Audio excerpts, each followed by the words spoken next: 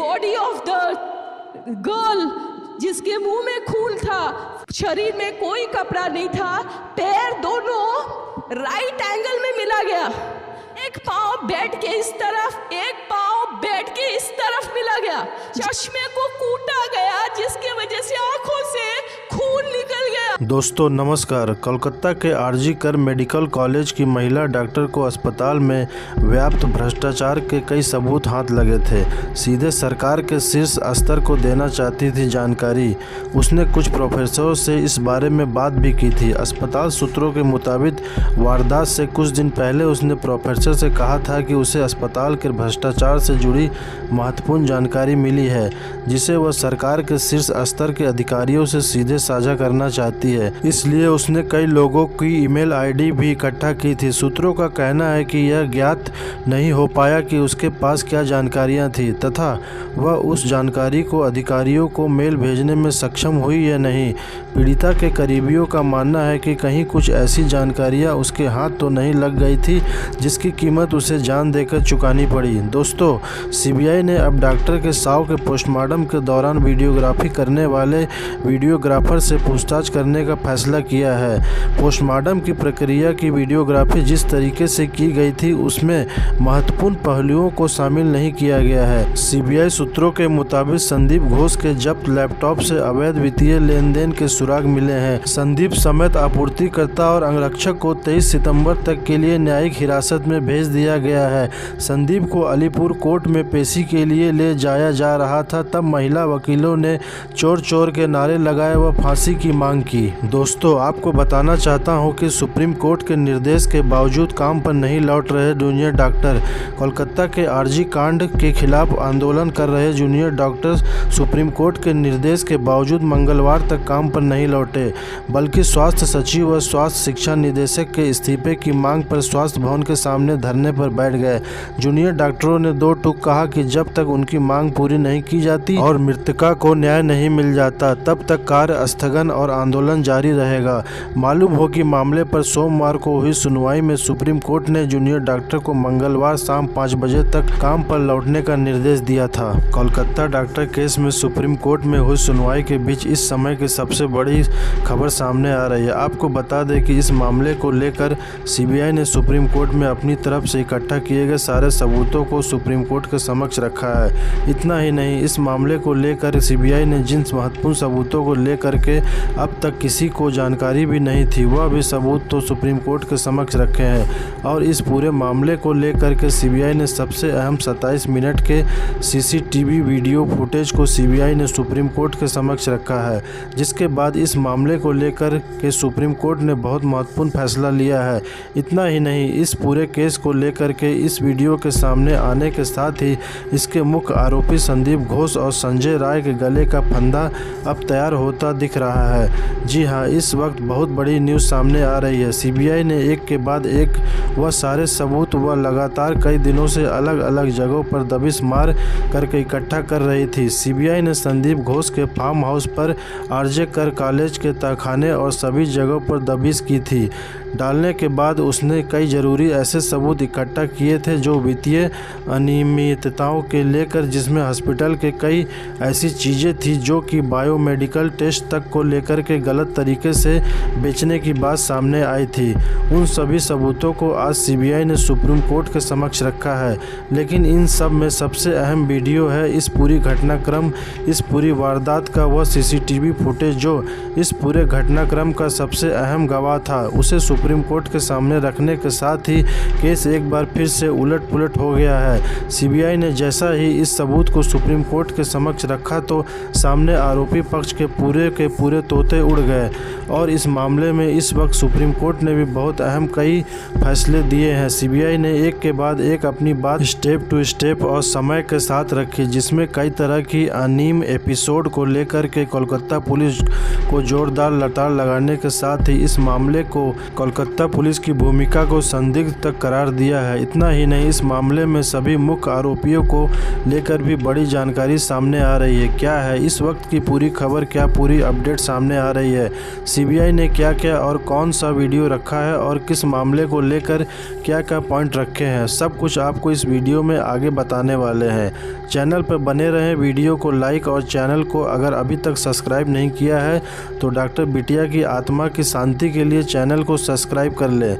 साथ ही साथ bell icon को भी ज़रूर दबा लीजिए ताकि सभी वीडियो आप तक सबसे पहले पहुंचे। साथियों, डॉक्टर बिटिया के लिए कमेंट बॉक्स में IP रिप जरूर लिखिए। इस मामले को लेकर आज जिस तरह से सुप्रीम कोर्ट में सबसे पहली और सबसे अहम इस मामले को लेकर के बात सामने आई है वो है कि सीबीआई की तरफ से रखे गए एक के बाद एक सारे पक्ष जिसे सीबीआई ने सामने रखा है। सीबीआई ने कहा है कि जो डॉक्टर आरजीकर कॉलेज के प्रिंसिपल, उनका घर आरजीकर कॉलेज से महज 15 से 20 मिनट की दूरी पर है। ऐसी स्थिति में जब यह पूरी वारदात हो चुकी थी तो उन्हें अपने घर से हॉस्पिटल पहुंचने में इतना ज़्यादा समय कैसे लगा? क्या वह इस पूरी जानकारी के मिलने के बाद भी किसी चीज़ का इंतज़ार कर रहे थे या फिर वह किसी और तैयारी में थे जिसकी वजह से उन्हें हॉस्पिटल पहुंचने में इतना ज़्यादा वक्त लग गया? इतना ही नहीं, अब सीबीआई ने इस पूरे मामले को लेकर 8:30 बजे सुबह से लेकर रात 10:30 बजे के बाद तक की पूरी वीडियो फुटेज की मांग की है, जो कि क्रस्ट हार्ड डिस्क मिली थी। यानी कि इस पूरी वीडियो फुटेज में कई चीज़ें अस्पष्ट थी। इसको लेकर सीबीआई ने संदिग्ध भूमिका जताई। सीबीआई ने कहा है कि जानबूझ करके भी हार्ड डिस्क को क्रस्ट किया जा सकता है और उन्हें, लेकिन इस पूरे मामले में सबसे अहम 27 मिनट का वीडियो भले ही मिल चुका है, लेकिन इस पूरे मामले में अभी कुछ वीडियो फुटेज हैं बीच के जो कि अभी छूट रहे हैं, जिस पर सीबीआई लगातार काम कर रही है। इतना ही नहीं, सीबीआई ने इस पूरे मामले को लेकर कहा कि जब इस पूरी वारदात को अंजाम दिया गया तो उसके बाद जो सर्टिफिकेट था वह 1:45 पर मिल गया, जिससे कन्फर्म हुआ कि हाँ, अब डॉक्टर बिटिया नहीं रही। और इस चीज़ के बाद जो रिपोर्ट जो लिखी गई थी पुलिस थाने में वह 2:55 पर लिखी गई थी। और अब सुप्रीम कोर्ट ने इस पर खबर को सुना तो सुप्रीम कोर्ट खुद दंग रह गया। इस आखिर पूरे मामले में इतनी लेट लतीफ़ी क्यों की गई, यह रिपोर्ट पहले क्यों नहीं लिखी गई?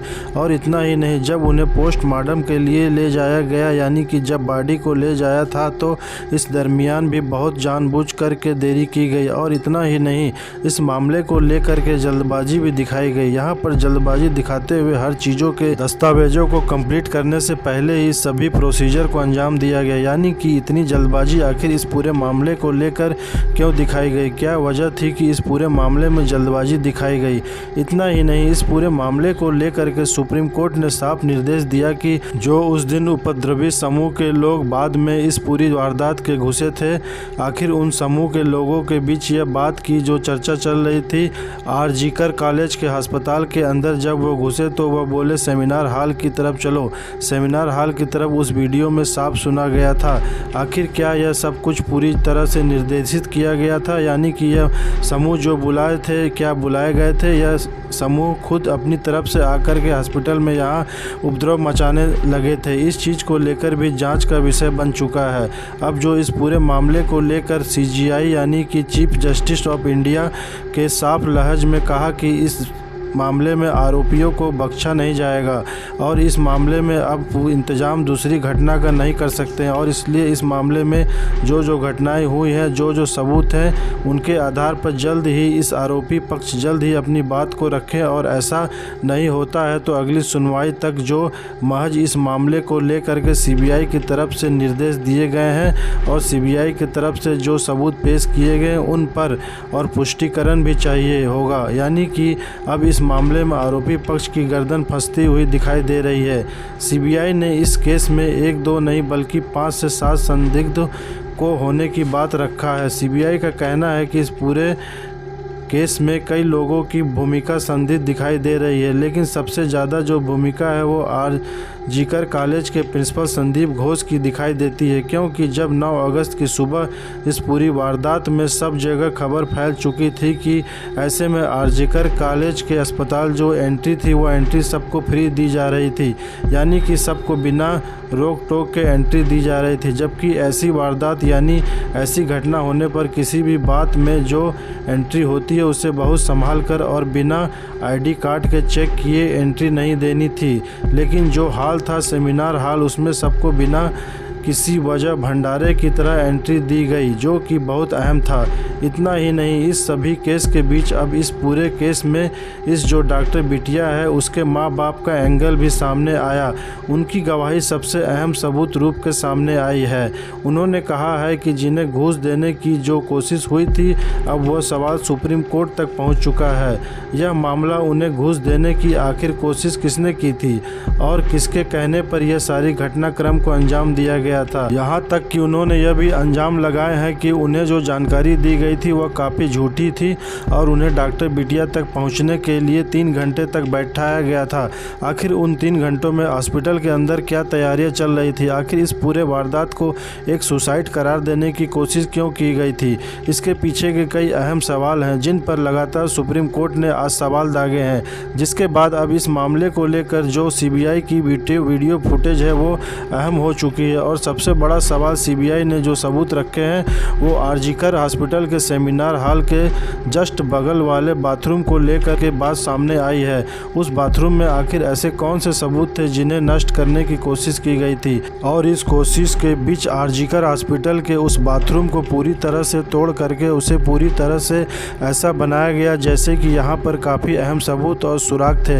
हालांकि बाद में इस मामले को लेकर के डॉक्टर जो कि उस रात ड्यूटी पर तैनात नर्स थी उसका भी बयान रिकॉर्ड किया गया और रिकॉर्ड करने के बाद पाया गया कि इस मामले में जूनियर डॉक्टर की भी अहम भूमिका थी।